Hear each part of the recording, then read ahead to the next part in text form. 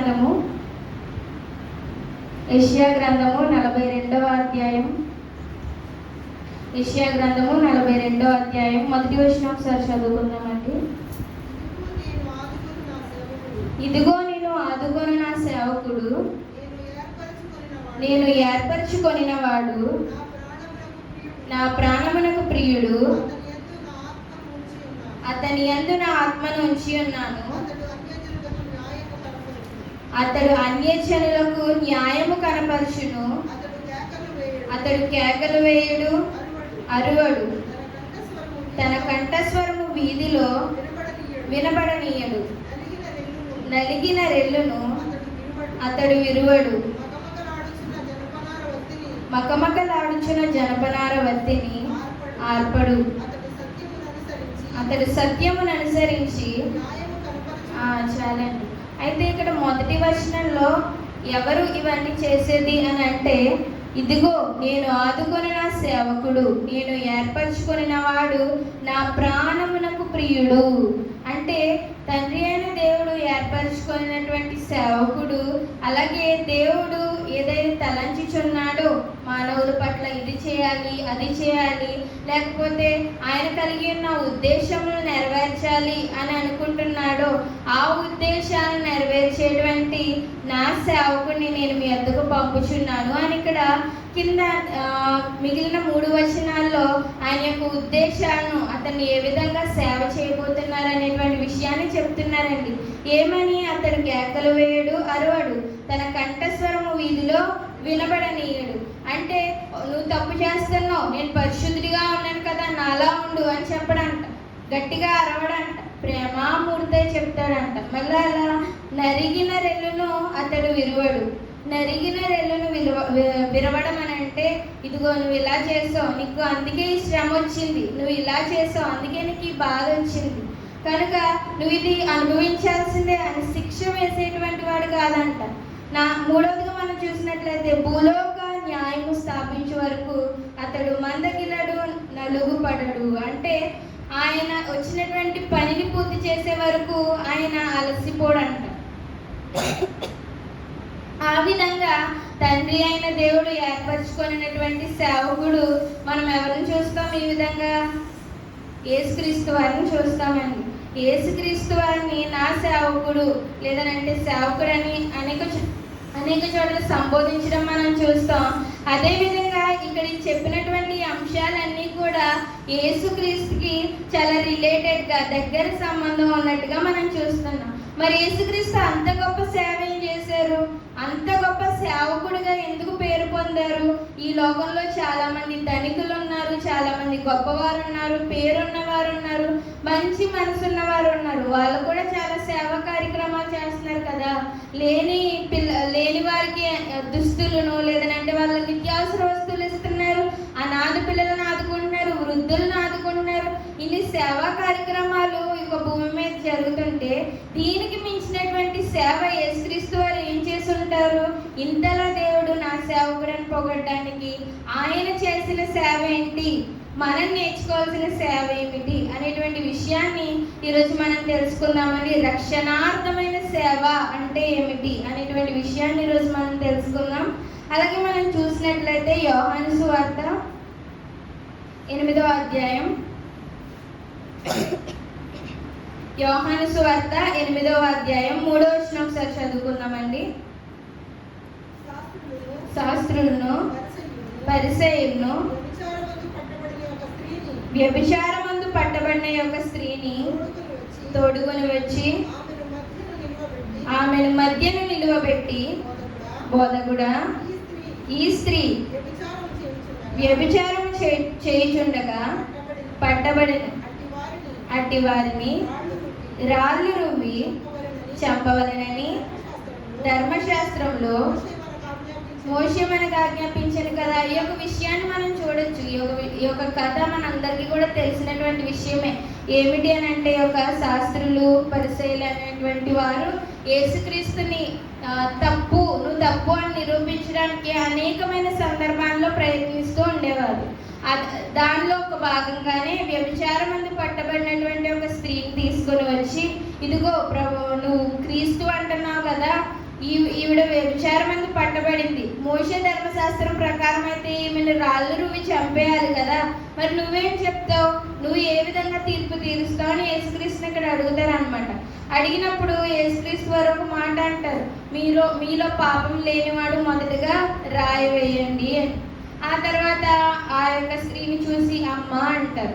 నిజంగా ఇందులో ఆయనను చూసి మనం నేర్చుకోవాల్సినటువంటి సేవా దృక్పథం చాలా ఉందండి.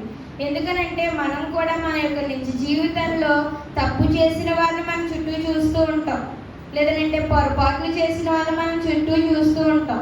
కానీ ఎక్కువ ఏం చేస్తారు, నిందించడానికో వారి పొరపాటును ఎత్తి చూపడానికో ట్రై చేస్తారు తప్ప ఈయనకలాగా ఆ యొక్క సిచ్యువేషన్ పట్టుకుని లేదా నిందించాలి అనేటువంటి మనసు కలిగి ఉంటాము తప్ప ఈయనకలాగా ఆ యొక్క పాపాన్ని విడిచిపెట్టి పాపిని ప్రేమించే విధంగా ఉండాలి అనేటువంటి సేవా దృక్పథమైన విషయాన్ని యేసుక్రీస్తు వారికి చెప్తున్నానండి. ఒకసారి 7వ వచనం చదువుకుందాం.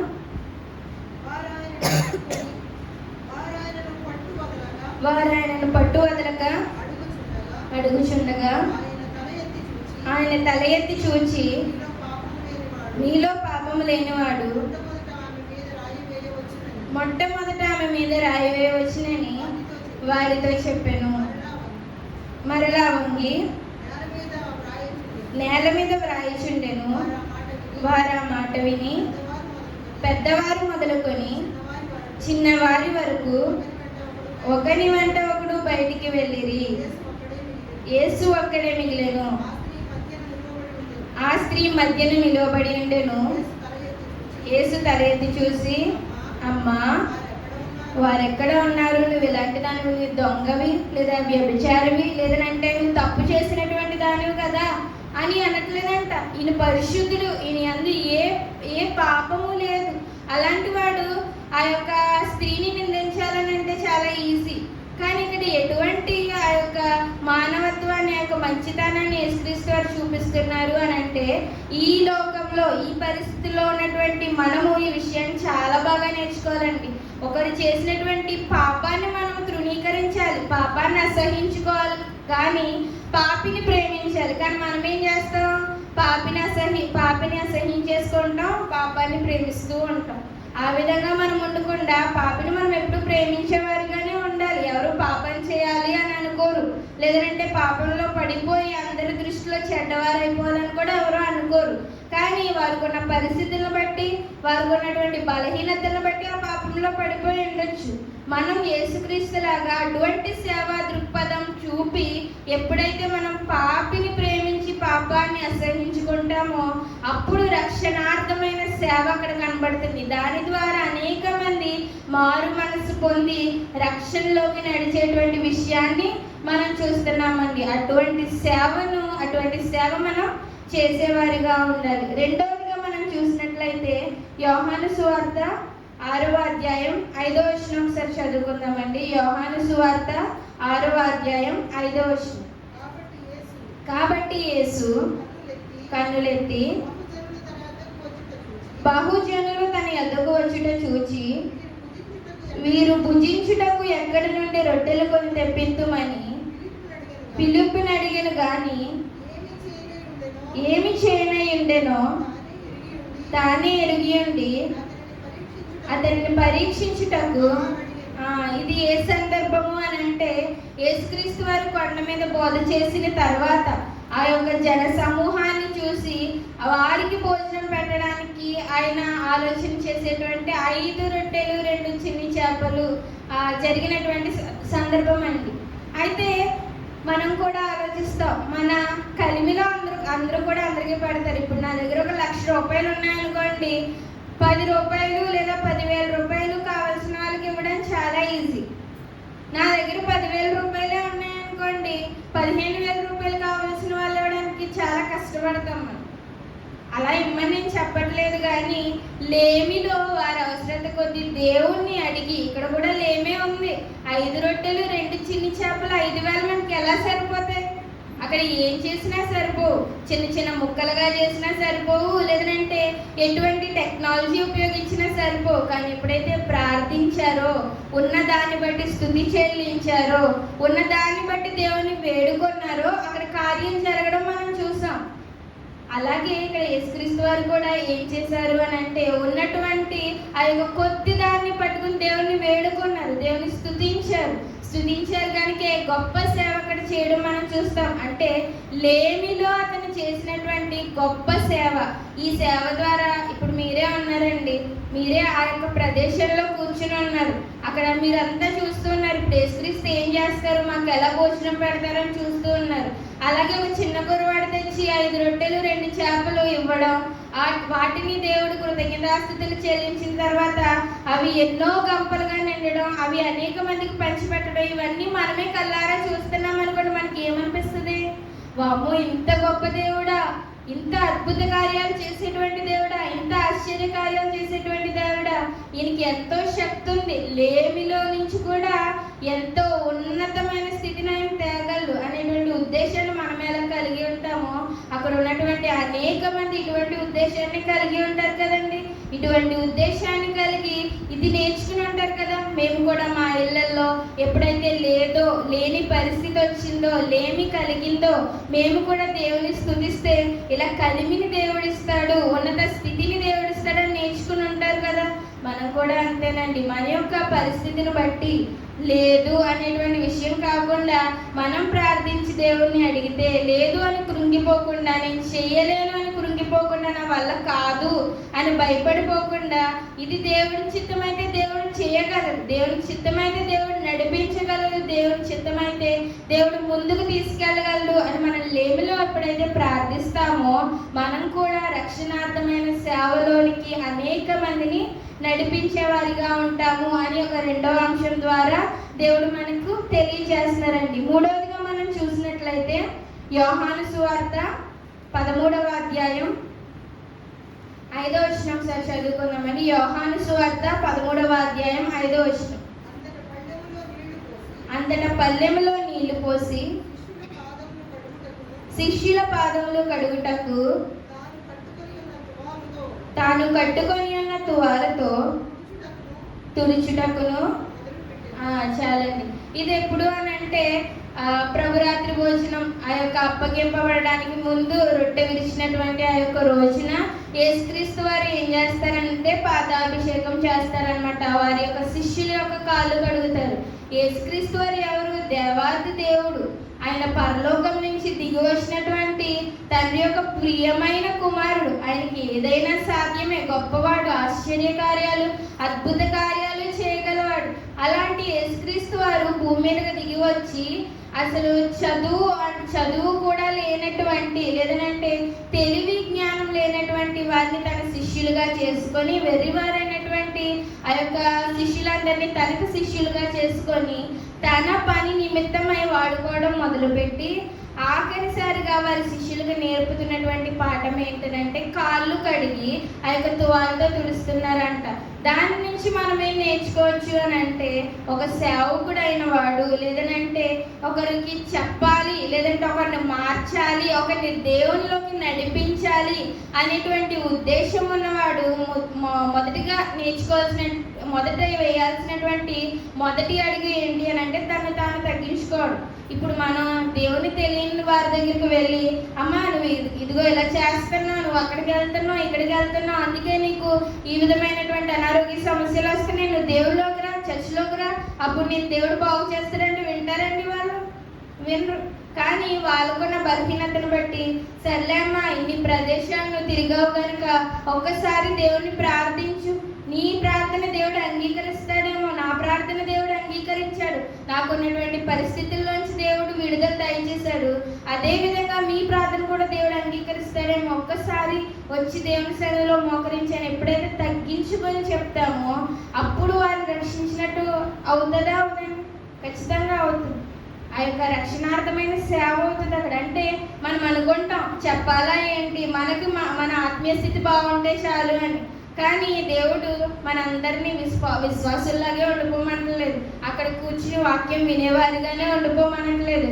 విన్నటువంటి మనము అనేకులను రక్షించే విధంగా ఉండాలనుకుంటున్నారు కాబట్టి మన ప్రవర్తన ద్వారా ఏ విధంగా సేవ చేయాలనేటువంటి విషయాన్ని యేసుక్రీస్తు ద్వారా ఇక్కడ నేర్పిస్తున్నారండి. మొదటిగా మనం చూస్తాం ఏమని, పాపిని ప్రేమించి పాపాన్ని ద్వేషించినప్పుడే ఆ యొక్క సేవ, ఆ విధంగా చేసినటువంటి సేవ మనల్ని అనేక మంది రక్షణార్థమైనటువంటి మారు మనసులోకి నడిపిస్తుంది. అలాగే లేమిలో ఎలా ప్రార్థించి పొందుకోవాలో తెలుసుకున్నటువంటి సేవ అనేక మందిని మనల్ని చూసి ఇన్స్పైర్ అయ్యి మనల్ని చూసి ఆ విధంగా నేర్చుకునే విధంగా చేస్తుంది. మూడవదిగా ఇప్పుడు మనం చూస్తాం ఏమని, తను తాను తగ్గించుకున్నటువంటి సేవ. ఇదేంటి, మీకు ఇంత బంధుబలగం ఉంది, ఇంత అధికారం ఉంది, ఇంత పేరుంది, ఇటువంటి ఆమె నా దగ్గరకు వచ్చి నా బాధను చూసి నాకు దేవుని గురించి చెప్తుంది అనేటువంటి చిన్న మారు మనసు, చిన్న ఆలోచన వారికి వచ్చి ఏమో దేవుని సన్నిధికి వచ్చి దేవుని అడిగేవారుగా వారు ఉండొచ్చేమో. కానీ మనం ఏంటంటే మనం చెప్పాలా ఏంటి, ఇలాంటి వారికి మనం చెప్పాలా, వాళ్ళకి చెప్పేటోళ్ళు వేరే ఉంటారులే, లేదంటే దైవజనులు చూసుకుంటారులే అనుకుంటాం తప్ప మనల్ని మనం తగ్గించుకుని చేసేటువంటి పనుల్లో చాలా తక్కువగా ఈ యొక్క కాలంలో ఉంటున్నామండి. అలాగే సంఘంలో కూడా ఏంటంటే వీళ్ళని మించినటువంటి భక్తురాలను నేను కాదా, వాళ్ళు మించినటువంటి భక్తురాలను నేను కాదా అనుకునేటువంటి వాదాలు ఈ మధ్య సంఘాల్లో ఎక్కువైపోయాయి. నిజానికి ఏంటంటే క్రైస్తవుల దగ్గర క్రైస్తవులు శాంతమూర్తులు, వాళ్ళు చూడగానే చాలా ప్రశాంతంగా కనిపిస్తారు అనుకునే విధంగా ఉండే కాలం నుంచి మనం ఏ విధంగా వచ్చామని అంటే, ఈ యొక్క చర్చిల్లోనే గొడవలు, లేదంటే ఒకరి మీద ఒకరు నిందలు, చర్చిల్లోనే విభేదాలు, ఒకరు ఒక విధంగా ఇంకొక భాగంగా విడిపోవడాలు అనేటువంటివి మనం చూస్తున్నాం. దీనికి మొదటి కారణం తగ్గింపు లేకపోవడం. సర్లే అన్నారు కదా, వదిలే, యేసుక్రీస్తే క్షమించినప్పుడు నేను క్షమించడం ఎంత అనేటువంటి విషయాన్ని పక్కన పెట్టేసి తగ్గింపు లేకుండా ఉంటున్నాం. కనుక అనేక మందిని సంఘంలోకి రప్పించకుండా సంఘం నుంచి వెలుపలికి తోసేసేవారిగా చూస్తున్నాం. సో ఆ విధంగా మనం ఉండకుండా అనేక మందిని రక్షణార్థమైన సేవలోకి నడిపించేవారిగా ఉండాలని మూడవదిగా దేవుడు మనకు తెలియచేస్తున్నారండి. నాలుగవదిగా మనం చూసినట్లయితే ఆయన మనకు కనపరిచినటువంటి సేవ ఎటువంటిది అంటే, యెషయా గ్రంథము 53వ అధ్యాయము, యెషయా గ్రంథము 53వ అధ్యాయం 5వ వచనం ఒకసారి చదువుకుందామండి. మన అతిక్రమ క్రియలను బట్టి అతడు గాయపరచబడిను, మన దోషములను బట్టి నలుగగొట్టబడిను, మన సమాధానార్థమైన శిక్ష అతని మీద పడెను, అతడు పొందిన దెబ్బల చేత మనకు స్వస్థత కలుగుచున్నది. యేసుక్రీస్తు వారు చూపినటువంటి మరొక గొప్ప సేవా కార్యక్రమము ఏమిటి అని అంటే, ఆయన భూమి మీదకి వచ్చారు, ఎన్నో అద్భుతాలు, ఆశ్చర్య కార్యాలు అక్కడ ఉన్నటువంటి జనాల ముందే చేశారు. అవన్నీ చూసినటువంటి తన వారే ఆయన సిలువకు అప్పగించారు. సిలువకు అప్పగించినా కానీ యేసుక్రీస్తు వారు మౌనంగా ఉండిపోయారు. ఆయన నిజంగానే ఈ కాలంలో అడుగుతున్నారు, ఆ సిలువ నుంచి దిగి రావాలి అనుకుంటే దిగి రాలేరండి. ఒకవేళ ఆయన దిగి వచ్చుంటే కనుక ఇప్పుడు మనం రక్షణ మార్గంలో నడిచేవారమా, రక్షణ పొందుకునేవారమా, రక్షణను మనం తగ్గించుకునేవారమా? కానీ ఆ యేసుక్రీస్తు సిలువలో మౌనంగా ఉండిపోయారు. మౌనంగా ఎలా అయితే బొచ్చు కత్తిరించు అని వద్ద గొర్రెపిల్ల మౌనంగా ఉండిపోతుందో ఆ విధంగా ఆయన మౌనంగా ఉండిపోయి, మరి ఒకసారి చదువుదామండి 5వ వచనం. మన అతిక్రమ క్రియలను బట్టి అతడు గాయపరచబడును, మన దోషములను బట్టి నలుగగొట్టబడును, మన సమాధానార్థమైన శిక్ష అతని మీద పడును, అతడు పొందిన దెబ్బల చేత మనకు స్వస్థత కలుగుచున్నది. అంటే అతడు కనుక ఆ దెబ్బలు పొందకపోయి ఉంటే మనకి ఈరోజు రక్షణ అనేటువంటి స్వస్థత, ఆత్మీయ స్వస్థత కలిగేది కాదు. ఇది గొప్ప సేవ. అంటే మన ఈ భూలోకంలో చూస్తున్నట్టు మనకున్న దాంట్లో, లక్ష్యం ఉన్న దాంట్లో 10,000 ఖర్చు పెట్టి సేవ చేయడం గొప్ప విషయం ఏమీ కాదు. కానీ లేదంటే ఉన్నటువంటి ఆస్తులను బట్టి సేవ చేయడం గొప్ప విషయం ఏమీ కాదు, కానీ మన లేమిలో నుంచి సేవ చేయడం, మానవత్వం చూపించి సేవ చేయడం, అనేక మందిని రక్షణలోనికి నడిపించే సేవ చేయడం గొప్ప విషయం. అటువంటి విషయాన్ని దేవుడు యొక్క యేసుక్రీస్తు వారి ద్వారా భూమి పైన ఏ విధంగా చేయాలి అని మనకి చేసి చూపించారు. దానిలో ఆఖరిగా మనకు ఆయన కనపరిచినటువంటి గొప్ప సేవ ఆయన యొక్క ప్రాణత్యాగం. అంటే మనం పాపులము, అలాగే ఆయన మన ఎదురుకుండా ఎన్నో ఆశ్చర్యాలు చేశారు, అద్భుత కార్యాలు చేశారు. పోనీ మన ఎదురుకుండా చేయకపోయినా బైబిల్లో మనం చూస్తున్నాం కదండి, చరిత్రలో మనం చూస్తున్నాం ఆయన గొప్ప దేవుడు అని. అటువంటి గొప్ప దేవుడికి భయపడాలి. ఒకనొక రోజు మనకి కూడా మరణం అనేది వస్తుంది. మరణం వచ్చిన తర్వాత మనం కూడా ఆ యొక్క తీర్పులో నిలబడాలి. తీర్పులో దేవుడు ప్రతి దాన్ని బట్టి తీర్పు తీరుస్తారు. తర్వాత మనం వెళ్ళాల్సింది పరలోకమా నరకమా అనేటువంటి విషయం ఉంటుంది. ఇవన్నీ కూడా బైబిల్లో ఎంతగానో క్లియర్గా ఇచ్చినప్పటికీ కూడా మనం ఒక్కొక్కసారి ఏంటంటే వీటిని విడిచిపెట్టేసి మనం ప్రవర్తిస్తూ ఉంటాం. వీటిని విడిచిపెట్టేసి మన కుటుంబాలు ప్రవర్తించే విధంగా మనం ఉంటాం. ఎందుకనంటే ఈ యొక్క గ్రామంలో కావచ్చు, ఈ యొక్క దేశంలో కావచ్చు, ఎంతో మంది రక్షణ తీసుకున్నటువంటి స్త్రీలు ఉన్నారు, ఎంతో మంది రక్షణ తీసుకున్నటువంటి కుటుంబాలు ఉన్నాయి. కానీ ఈనాడు తరాలు పెరిగే కొద్దీ ఈ యొక్క జనరేషన్ అనేది ఎందుకు కుటుంబాల మీద వ్యతిరేకమైపోయేటువంటి పిల్లల్ని మనం చూస్తున్నాం? కుటుంబాల వ్యతిరేకమైపోయేటువంటి పరిస్థితులు మనం ఎందుకు చూస్తున్నామని అంటే, ఇక్కడ మనం బైబిల్ నుంచి లేదంటే యేసుక్రీస్తు జీవితం నుంచి మనం నేర్చుకున్నది చాలా తక్కువైపోతుంది. ఆయన మన కోసం వచ్చారు, భూమి మీదకి వచ్చారు, ఎన్నో అద్భుత కార్యాలు చేశారు. ఆయన మన కోసం తన యొక్క మన యొక్క పాపములు భరించి ఆ యొక్క సిలువ మీద మన శాపాన్ని ఆయన మోసారు. ఇప్పుడు ఇది మన టర్మ్ ఏంటనంటే, మీకు చూడండి, పిల్లలందరికీ కూడా కొన్ని రోజులు లెసన్స్ అనేవి చెప్తారు. లెసన్స్ చెప్పిన తర్వాత వాళ్ళని వాళ్ళు ప్రూవ్ చేసుకోవడానికి ఎగ్జామ్స్ పెడతారు. ఎగ్జామ్స్ పెట్టిన రోజు అక్కడే టీచర్స్ ఉంటారు. హెల్ప్ చేయాలంటే వాళ్ళు చేయొచ్చు, కానీ వాళ్ళు హెల్ప్ చేస్తే వాళ్ళు ఎంత నేర్చుకున్నారో తెలుస్తుందండి? తెలీదు. అలాగే ఇక్కడ యేసుక్రీస్తు వారు కూడా ఆయన మనకు బోధించారు, నేర్పించారు. ఇంకా అప్పటి కాలంలో వాళ్ళు ఎవరికే లేదు, కానీ ఇప్పుడు మన చేతిలో అనేక ఉదాహరణలు, అనేక నియమ నిబంధనలు కలిగినటువంటి గ్రంథం మన చేతిలో ఉంది. అయినప్పటికీ కూడా మనం ఏంటంటే నిర్లక్ష్యం లేదంటే అపవాదికి లొంగిపోవడం, ఇలాంటి విషయాల్లో మనం ఇంకా దేవుని సిలువ వేస్తూ ఆయన మన యొక్క శాపాన్ని భరించడానికి మనం ఇచ్చేటువంటి ఇంకొక గిఫ్ట్గా మనం ఏమిస్తున్నాం అంటే మళ్ళా ఆయన సిలువ వేస్తూ మనం ఉన్నామండి. కానీ ఆ విధంగా కాకుండా ఇట్టి సేవను మనము కూడా నేర్చుకొని మన తోటి వారితో, మన యొక్క తోటి మనుషులతో కావచ్చు, తోటి బంధువులతో కావచ్చు, ఇరుగు పొరుగు వారితో కావచ్చు, తోటి సంఘ సభ్యులతో మనం కూడా ఈ విధంగా ప్రవర్తించే విధంగా మనం ఎప్పుడైతే ఉంటామో ఆ సేవ యొక్క ఫలితం మీరు ఇక్కడ కాదు కానీ పరలోకంలో దేవుని ఎదుట, ఇదిగో పలానా వ్యక్తి ద్వారా నేను రక్షింపబడ్డాను, ఈరోజు పరలోకంలో నేను నిలబడడానికి కారణం పలానా వ్యక్తి అని మీ పేరు చెప్పారనుకోండి, అక్కడ ఘనత ఉంటుంది. ఈ యొక్క భూమి మీద ఉన్నటువంటి పరిశుద్ధులందరి ముందు పలానా అమ్మగారి ద్వారా నేను రక్షింపబడి నేను ఈరోజు పరలోకం వచ్చాను అని ఒక ఆత్మ మీకోసం దేవుని ఎదుట సాక్ష్యం చెప్పింది అనుకోండి, అది గొప్ప ఫలితం. ఆ విధమైనటువంటి సేవ చేయాలి అని ఇక్కడ యేసుక్రీస్తు వారు తెలియజేస్తున్నారండి. ఆఖరిగా ఇంకో వచనం చూసుకుని మనం ముగింపులోనికి వెళ్ళిపోదాం. యెషయా గ్రంథము 53వ అధ్యాయము 11వ వచనం ఒకసారి చదువుకుందామండి. అతడు తనకు కలిగిన వేదనను చూసి తృప్తి నందును, నీతిమంతుడైన నా సేవకుడు జనుల దోషములను భరించి తనకున్న అనుభవ జ్ఞానము చేత అనేకులను నిర్దోషులుగా చేయను. సేవకుడు సేవ చేయాలి అనేటువంటి దృక్పథం ఉన్నటువంటి మనం ఏం చేయాలంటే అనేక మందిని దోషులుగా చేయకూడదంట. ఇక్కడ ఏం చెప్తున్నారు?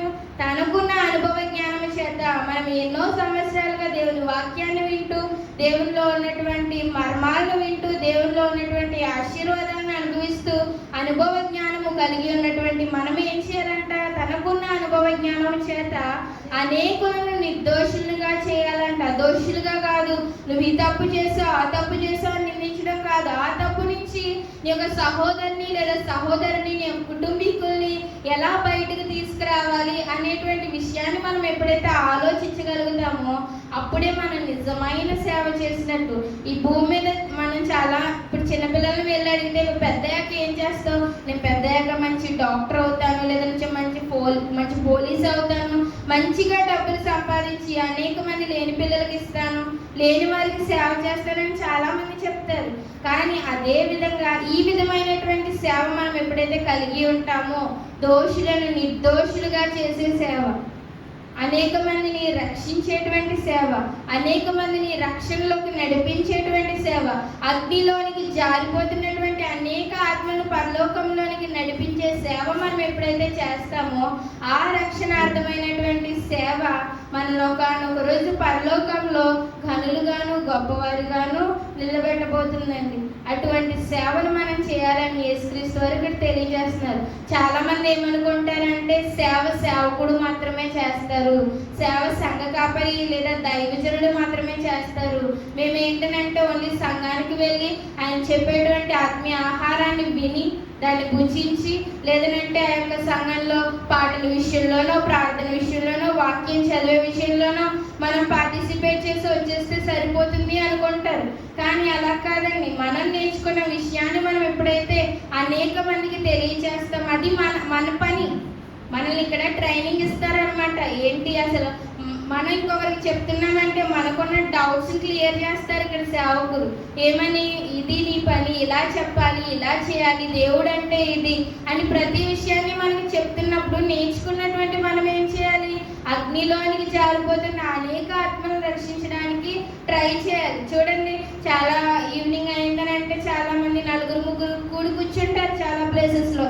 మనం అందరం కూడా ఖాళీ సమయాల్లో ఇద్దరు ముగ్గురితో కూడి కూర్చున్నప్పుడు ఈ యొక్క లోకంలో ఇలా జరిగిందంట, అలా జరిగిందంట అని అయిపోయిన సంగతుల గురించో, అనవసరమైన విషయాల గురించో, ఇతరులను నిందించేటువంటి పరిస్థితుల గురించో మనం ఆలోచించే వారిగా కాకుండా మనం ఏంటంటే, అవును నేను ఇలా చేశా, ఇలా ప్రార్థన చేశా, నాకు ఈ విధంగా జరిగింది, ఇటువంటి వాక్యం వచ్చింది ఆదరించింది, నువ్వు కూడా ట్రై చేయ ఒకసారి అని మనం ఎప్పుడైతే మన సహోదరులను ఎంకరేజ్ చేస్తామో, లేదంటే నేను పొద్దున్నే లేచి ఈ అధ్యాయం చదువా, నువ్వే అధ్యాయం చదువు, నేను ఇంతసేపు ప్రార్థన చేశా, నువ్వు ప్రార్థన చేసుకున్నావా, నీ కుటుంబంలో ఈ విధంగా జరిగిందా, అయితే నువ్వు వెంటనే ప్రార్థన చేయి అని చెప్పేవారిగా మనం ఎప్పుడైతే ఉంటామో అప్పుడే మనం మన యొక్క ఆత్మీయ స్థితిని పెంపొందించుకోవచ్చు, మన యొక్క సహోదరుల ఆత్మీయ స్థితిని కూడా మనం పెంపొందించుకోవచ్చు.